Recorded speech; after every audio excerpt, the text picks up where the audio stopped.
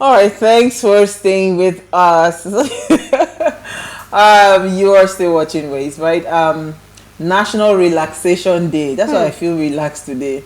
On August 15th, it encourages us to slow down and unwind. It is a day to focus on taking care of ourselves and take a moment to relax. National Relaxation Day is an important day as well, as we all need a break from the fast-paced and often hectic lifestyles that we live. Now, taking time to recuperate and rejuvenate our tired minds and bodies may help prevent many health risks too.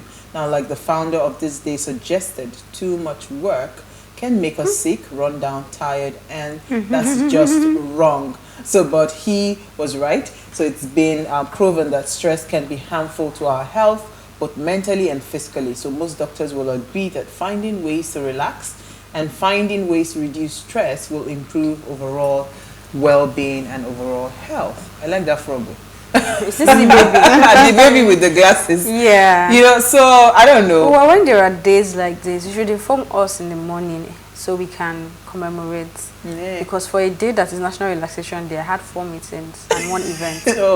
So it's not, I'm not happy. I was coming to ask and you. it's not working. Mani said she stepped into her office at 9.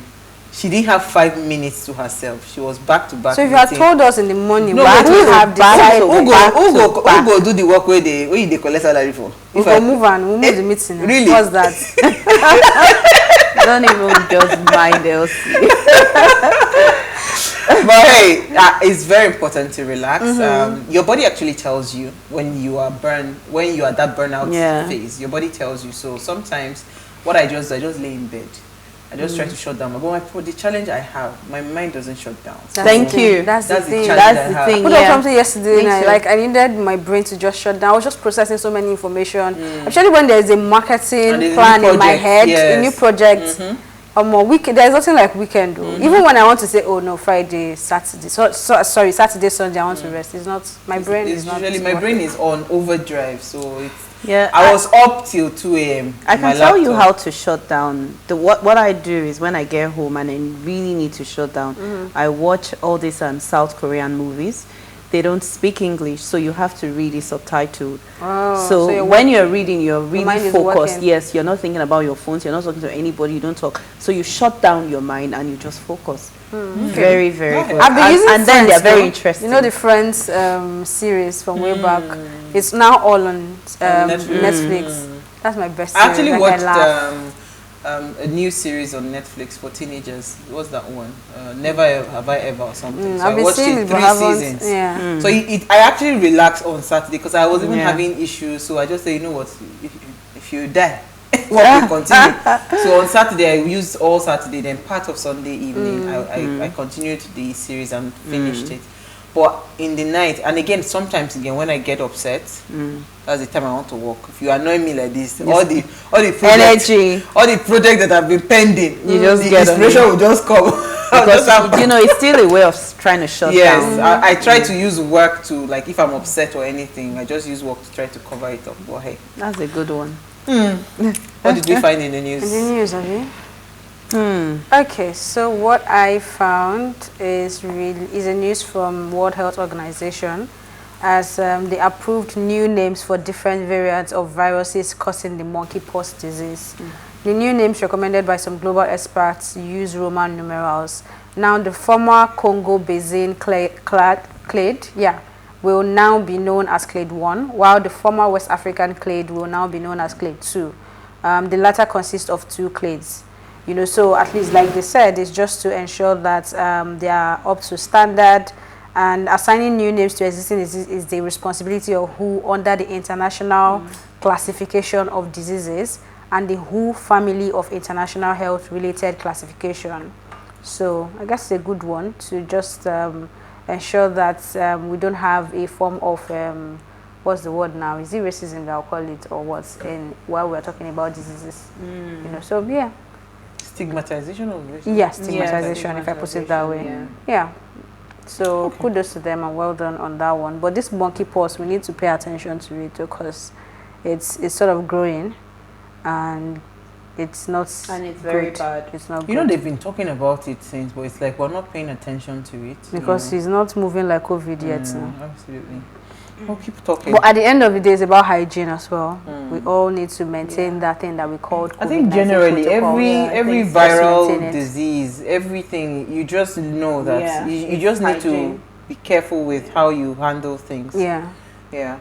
Okay, so Mani, your story. Shock. Shock as NSITF MD says that Termites ate 17 billion naira payment vouchers in office. So drama ensued in the Senate Public Accounts Committee hearing as the MD of the Nigeria Social Insurance Trust Fund, NSITF, Dr. Michael Akabogu, told lawmakers that Termites ate 17 billion naira vouchers inside a container in their office.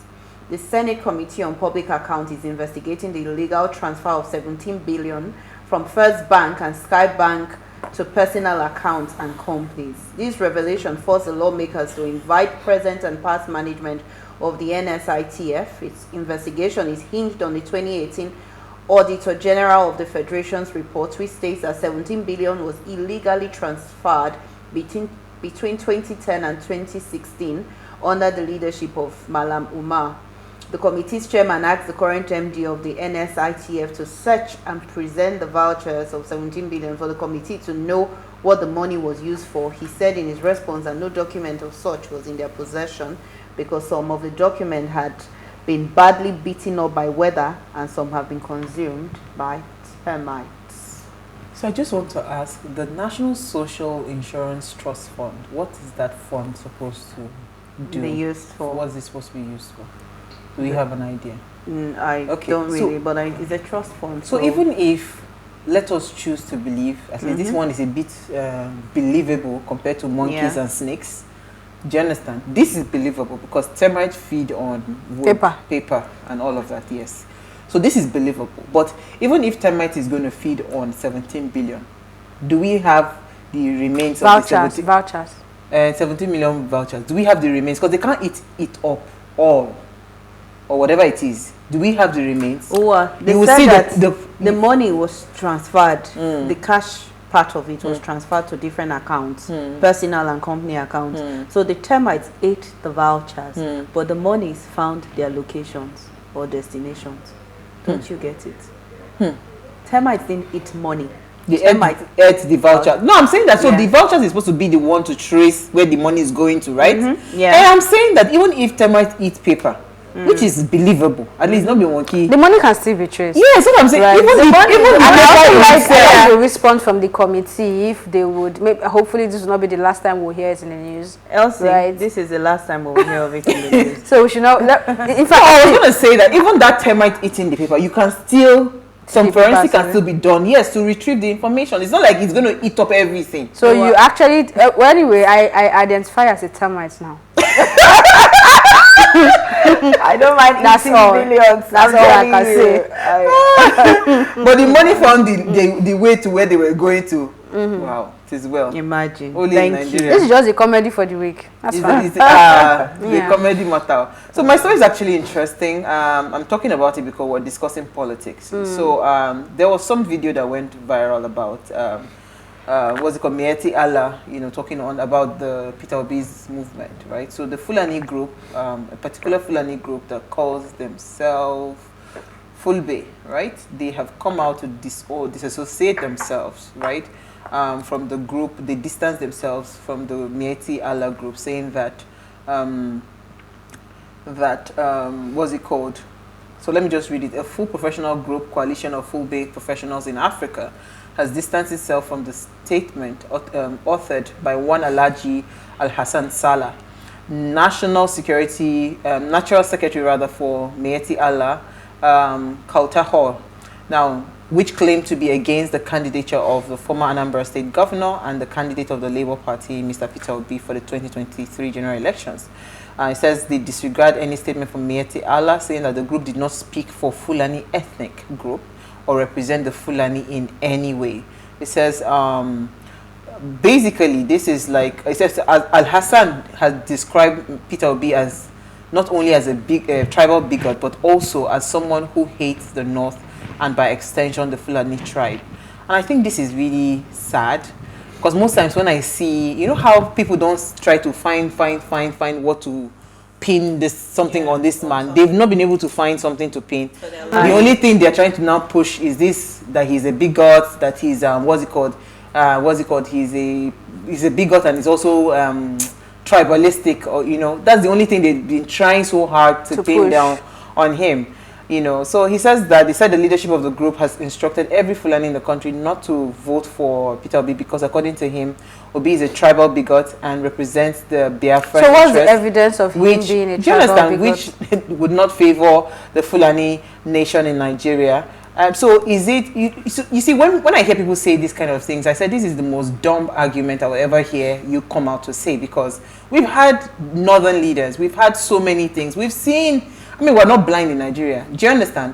You know, so it is very dumb for you to start to use these lines, you know, for a political campaign. That's the most shallow thing to do. I would rather you bring a more superior argument than bringing tribe or religion, because if you want to talk about tribe or religion, right, the people that even are more inclined to that name that you are pegging on this person is more from your own side, right? Because we have seen the acceptance of everybody accepting people from other places. So why is it so difficult for us to now come as a Nigeria? If we claim to be one Nigeria, accept the fact that it is okay to have an Igbo man as a president.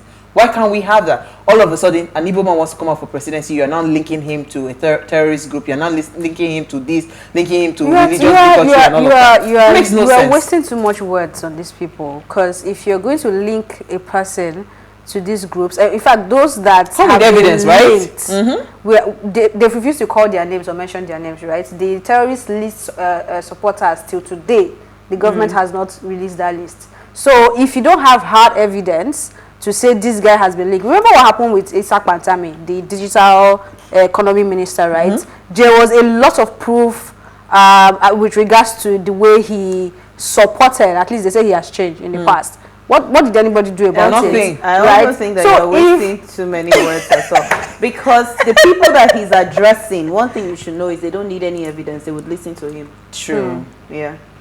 Okay. Well, on that note, let's take a break and discuss political collaboration, right? Stay with us, we'll be right back.